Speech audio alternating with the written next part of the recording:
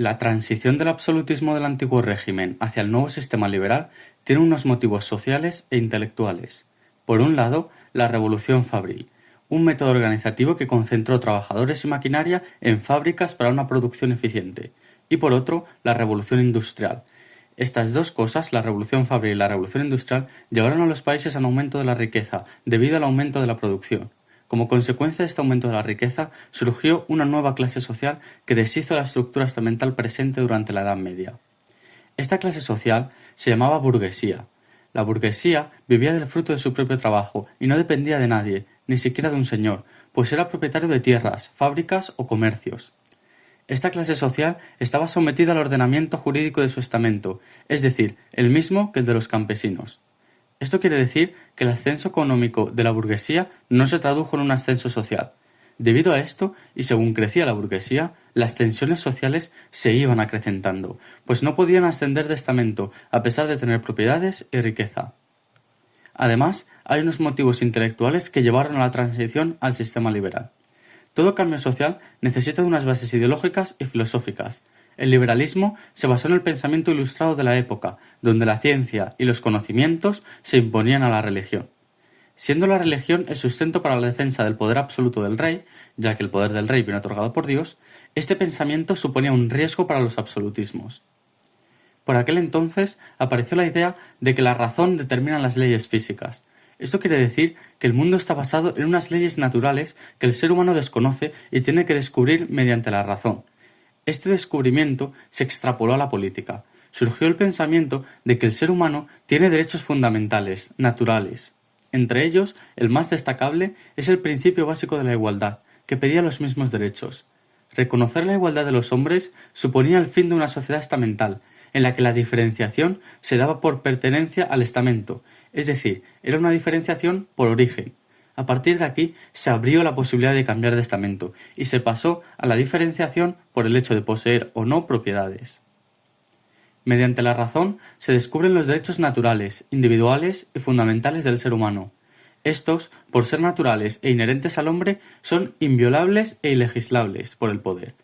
Mientras que en la Edad Media el rey era quien concedía derechos, a partir de ahora se establece que el ser humano en sí mismo ya tiene derechos que deben respetarse. Al no permitirse la violación de estos derechos, se reconoce que el poder queda sometido a la ley también, y no solo a los ciudadanos. El principio de igualdad de los hombres también tiene consecuencias en el sufragio, pues de este principio surge el derecho a poder votar a sus representantes. Los representantes luego son los que deben elegir al gobierno. Es decir, se pasa del mandato imperativo previo a un mandato representativo. Con la intención de evitar que el gobierno pueda tener un poder absoluto, se evita la concentración del poder en un único poder administrativo. Por ello nace la separación de poderes. El poder queda dividido entonces en poder legislativo, poder ejecutivo y poder judicial. El legislativo tiene como objetivo crear, modificar y derogar leyes. En este momento es el más importante de los tres, pues en él reside la soberanía nacional. En cuanto al Ejecutivo, se trata de un poder muy limitado y mayormente centrado en la seguridad interna y externa. Por último, el jurídico controla a ambos poderes. A pesar de reconocer el principio de igualdad de los hombres, esto no aplicó a los derechos políticos. Mientras todos se sometían al mismo ordenamiento jurídico, que daba fin a los privilegios, no todos tenían derechos a elegir a sus representantes. Aun así, la posibilidad de ascenso social daba posibilidad a todo el mundo a adquirir estos derechos políticos. Aquellos que poseían derechos políticos eran aquellos que conformaban la nación, es decir, los ciudadanos. En este momento se entiende por ciudadano a aquellas personas con propiedades que pueden vivir de las rentas, pues tienen necesidad de proteger algo, además de que tienen tiempo libre para dedicarle al pensamiento y a la política. Otro de los más importantes principios es el denominado principio de legalidad. Este es el hecho ya comentado de que todos están sometidos a la ley. No solo los ciudadanos se someten a la legislación, sino también el poder, es decir, el Estado, la administración, el rey.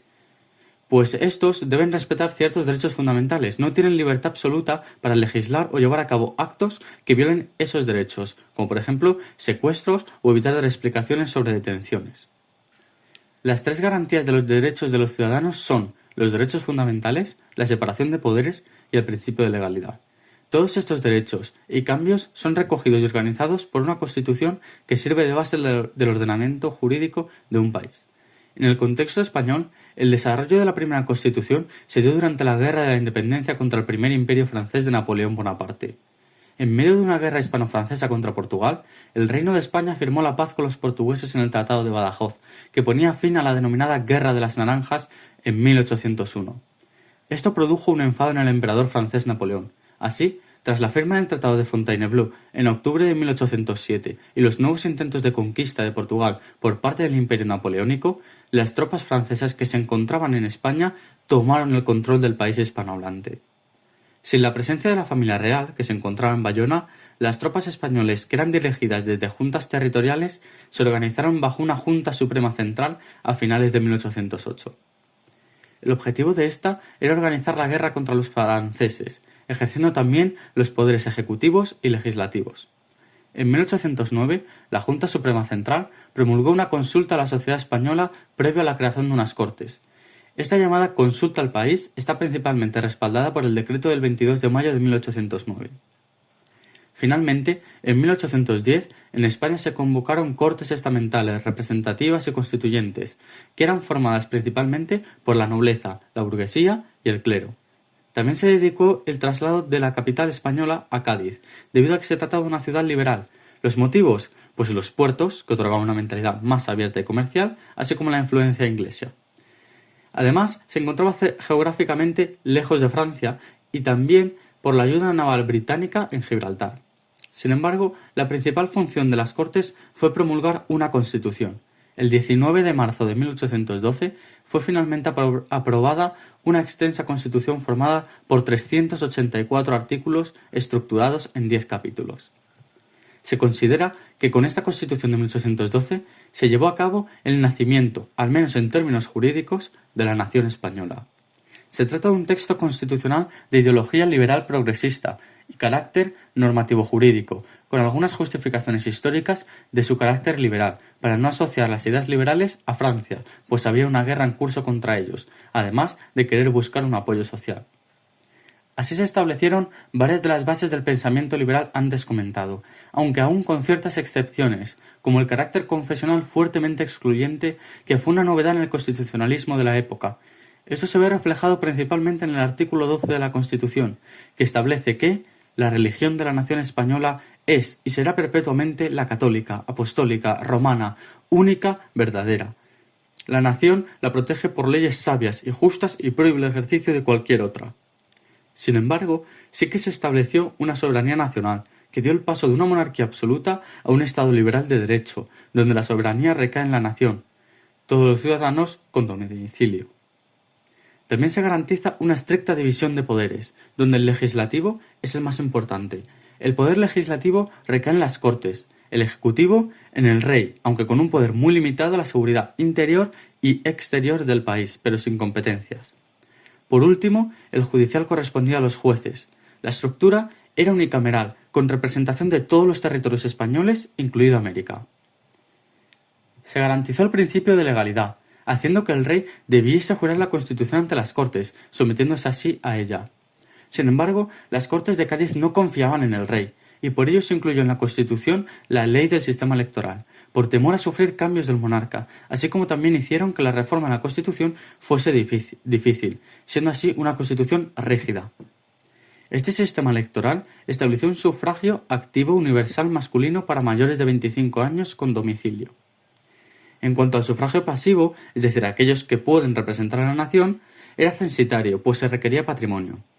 Es más, a más se acerca a la elección a los diputados, mayor patrimonio era necesario para ser elegido.